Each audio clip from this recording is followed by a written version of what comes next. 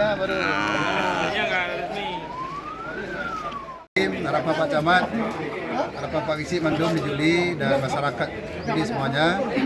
Seiring dengan pengadaan yang baru, langsung kita bantu untuk kepentingan masyarakat.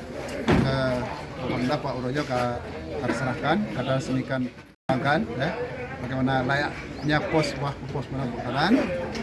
Dan maksudnya kita harapkan Pak Camat dibantu oleh seluruh komponen di sini untuk menjaga dan melihara dan memantau setiap ada bergerak cepat. Jadi nggak ada alasan lagi nanti kok bisa rumah bisa habis ludas terbakar sementara mobil sudah ada di Juli. Ini kita lihat ketepatan kinerja dari kita di pendaftaran dan informasi.